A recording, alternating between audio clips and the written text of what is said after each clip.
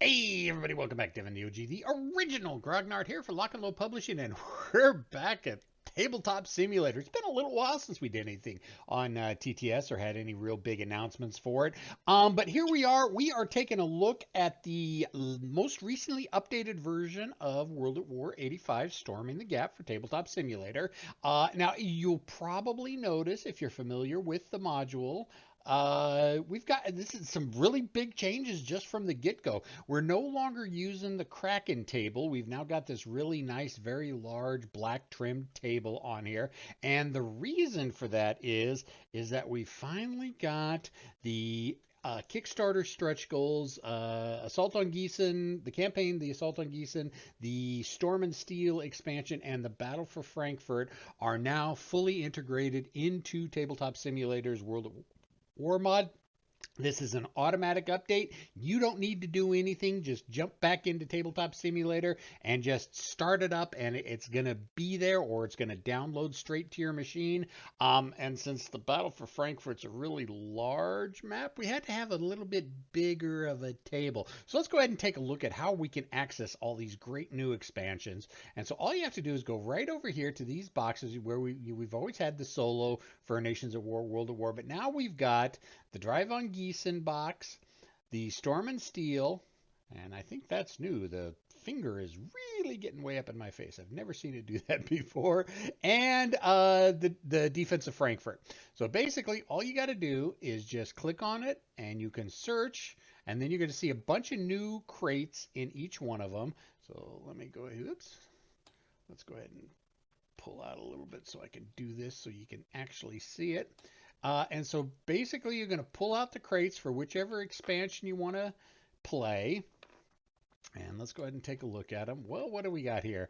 Drive on Gießen documents, Drive on Gießen counters, Drive on Gießen counter, or a campaign map.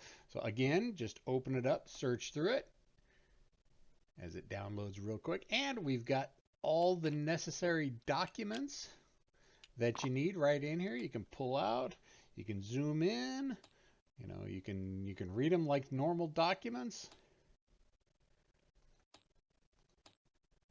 Everything's all in here, and you've got the counter reference and sequence of play for both sides.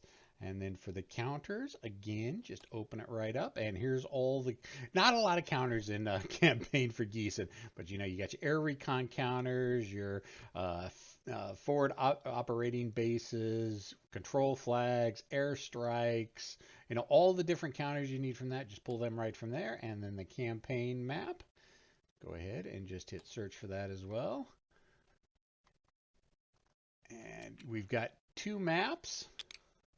Oops, that one dropped right into one of the boxes. I'm not sure which box it dropped into. Did it drop into it dropped into that one. So you got that right there.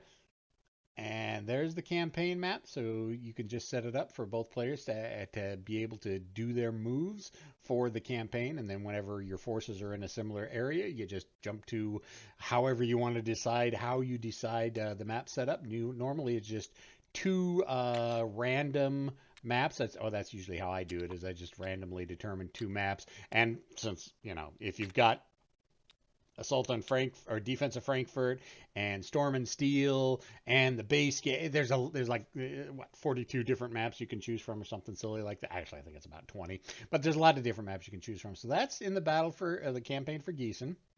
Now for the Storm and Steel, let's go ahead and move some of this stuff out of the way. And you may think with the Frankfurt map, it's going to get a little cramped with all these charts here, but you got to remember, you toggle, you can unlock everything and just shift them around to whatever however you're most comfortable with. That's not going to let me pick up those crates, is it? Oop, throwing dice all over the place. Okay, so it's not going to let me pick up those crates. Oh yeah, well, I just got to press and hold. So let's move this Gießen stuff out of the way. Let's take this dice and put it back where it belongs. I mean, you can even unlock the roll-o-matic, you know, under toggles, lock. You can pick it up, move it around, put it wherever you want. So completely customizable on your end, however you wanted to set it up. I mean, most of the games you're going to be playing are 2 or 3 mappers and can be played in this tiny space right here. So that's kind of why we left the constraints here. of everything locked in place. It's when you do the big maps, 4 or 5 mappers, and of course defensive Frankfurt, that you're going to be needing all of this space. But let's go ahead and search into this one for Storm and Steel. Let's pull the crates out.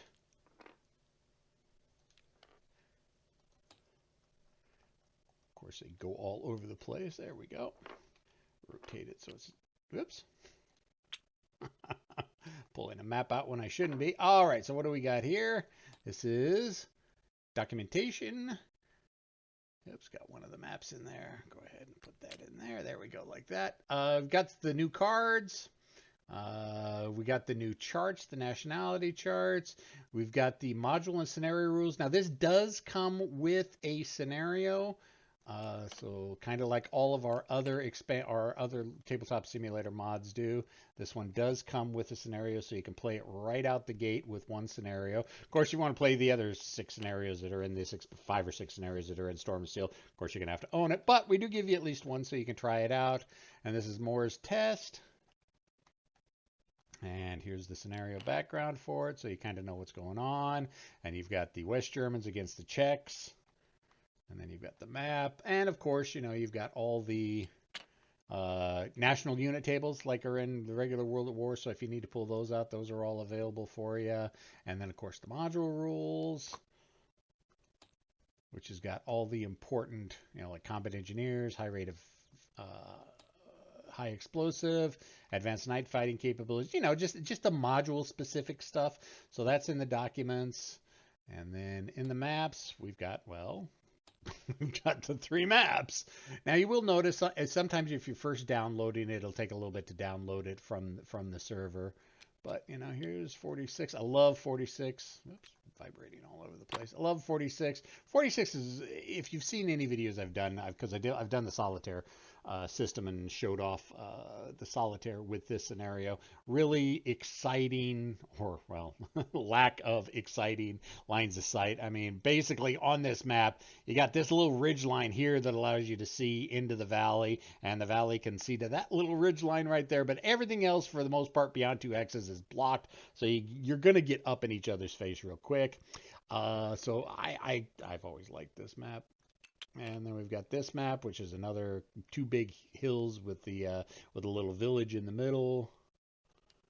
And then this one, which is even more interesting. Again, the Storm and Steel maps, I've always said, very, very thick lines of sight. You're going to be getting up on each other real quick. A lot of surprise attacks and surprise bumping into each other. It's like, oh, hello. You don't have to worry about long-range fire because you're not going to get a lot of it. So let's go ahead and see if we can drop those back into the map real quick and take a look at the final, which is the forces. You've got the Germans and the Czechoslovakians. Oops. Press and hold to pick it up. Let's go ahead and search through here. And all the counters that you're going to need. You know, you got the West Germans, you've got their generic forces. Some pretty cool units in here. Close Assault, the Roland, Gepards. These are all generic units. Self-Propelled mortars, Pattons, Martyrs, Jaguars. And then, of course, specific Leo 2s, deadly, deadly, deadly tanks. And then we got the M1a1 106 recoilless rifles. I wouldn't want to be driving one of those around. The Fuchs armored car, Martyrs, Leo 1s. So good selection of West German equipment. And then you've got some really cool Czechoslovakian equipment. What have you got? BVPs. We got the T55AM2, which are kind of the upgraded T55s. If you notice with the orange triangle, they've got reactive armor on it. So they're a little bit better against incoming missile fire. T72s, the Hounds, MiG-23 close assault, MiG transports, OT-65s, OT-64s, T-62s. One of my favorite vehicles, period. The Dana self-propelled artillery. It's a wheeled 155 millimeter artillery piece. I just think it's the concept is just the coolest in the world. Just for a wheeled 155 millimeter artillery unit. It makes me chuckle, obviously. So there's all the counters there. So they, again, everything you need to play any of the Storm and Steel scenarios. Let's go ahead and move these guys out of the way. Just move these boxes out of the way. Whoops, not pulling the maps out of it. Shifting everything out of the way so we can take a look at the defense of Frankfurt. Now, I'm not going to pull out all the maps because, well, I'll show off some of the maps. There are 8 maps. So we go ahead and search and just pull the crates out. And you got Defense of Frankfurt counters, Defense of Frankfurt documents, Defense of Frankfurt maps. Let's go ahead and take a look at the counters first. Of course, you've got Soviet, U.S., and West German. Lots of crates you're going to be packing and unpacking. That's another one of the reasons why we gave you such a big table to play with, because you're going to be spreading stuff out all over the place. So yeah, you got your T-80s, your self-propelled artilleries, the T-64s, all the formations and all the units, bridge lane equipment, trucks, tungsten, anti-aircraft, SAM-13s, 120mm self-propelled artillery, BMP-1s, BRDM-2s, Su-24s, MiGs, all the good Soviet equipment that you're going to need for defense of Frankfurt. Field artillery, not the self-propelled, but the actual towed stuff, the 155 and the 122 millimeter. What do we got for the U.S. stuff? Again, M1 Abrams, Bradleys, lots of Bradleys, some 113s, 109s, OH-50H, H-1 Cobras, Apaches. Let's see, let's see if I can find, and there we go. The M1a1 Abrams. Now, this is kind of a unique unit. Technically, the M1a1s were not in the time period of 1985. I think there was maybe like 8 or 10 of them in theater in 1985. But just to show what they could do, we went ahead and threw them in anyway. So yeah, you got the M1A1s if you want to play with them. And they're massive 155 or 120 millimeters. 155.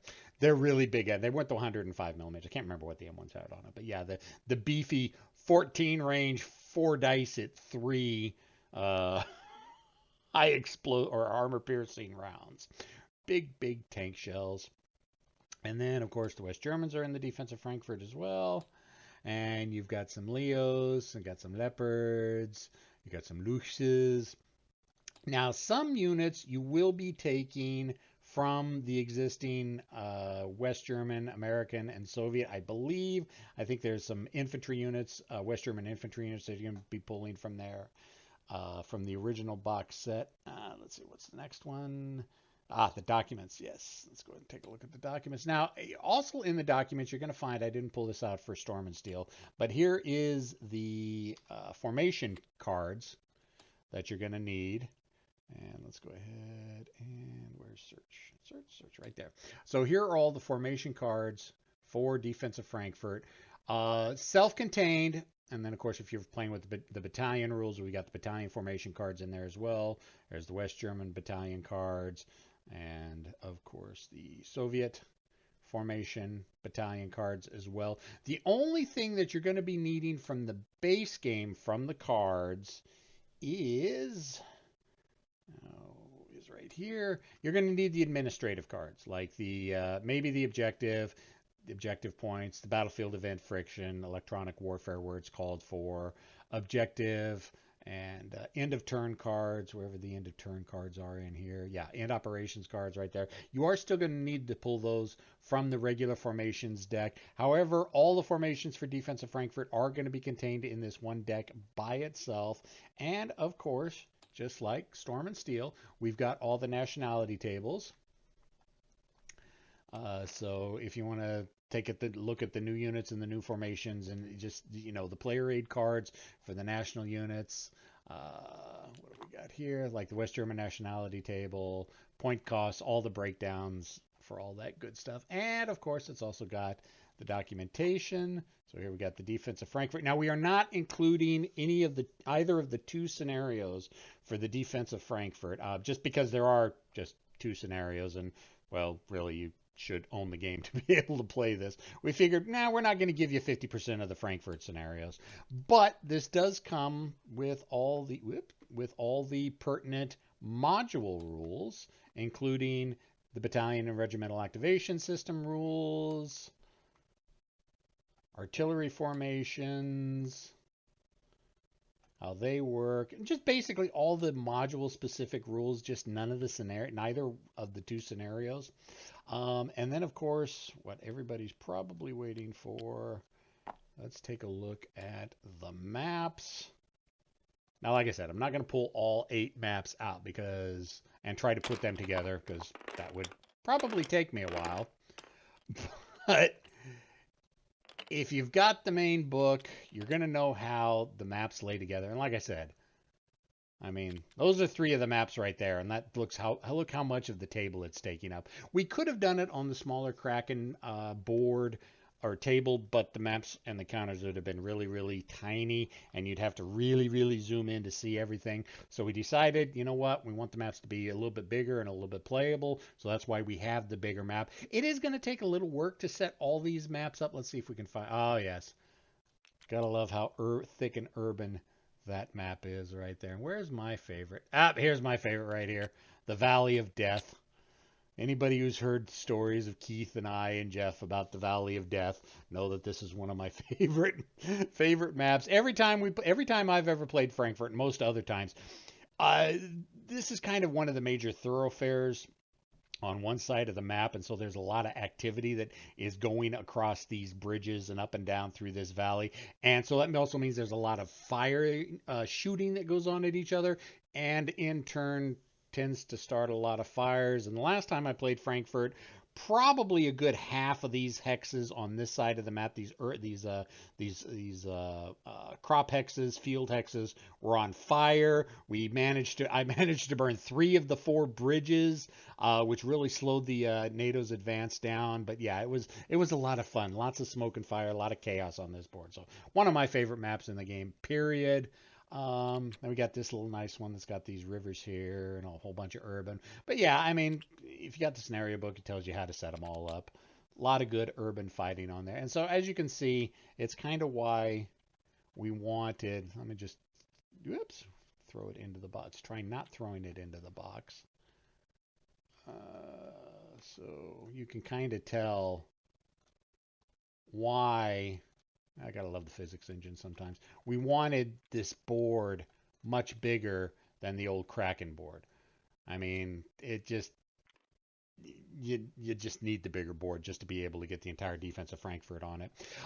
So yeah, there we go. You don't have to pay anything for this. It's completely free on Tabletop Simulator. Of course, you got to own Tabletop Simulator from Steam. But you don't have to download anything new. This is an update to the existing World at War module. So if you already have it, it should have already either downloaded, or it will automatically download when you log into it for the first time. So yeah, we just wanted to let everybody know. We kind of snuck it in a couple weeks ago. I've been really busy. I haven't been able to get a video up for this. But we did definitely want to let people know that if you have the Kickstarter stuff for World at War 85 Storming the Gap, we now have got it in Tabletop Simulator. So go play it all. Have fun. Questions, comments, concerns, complaints, criticisms in the comment section below. I'll talk to everybody later. See ya!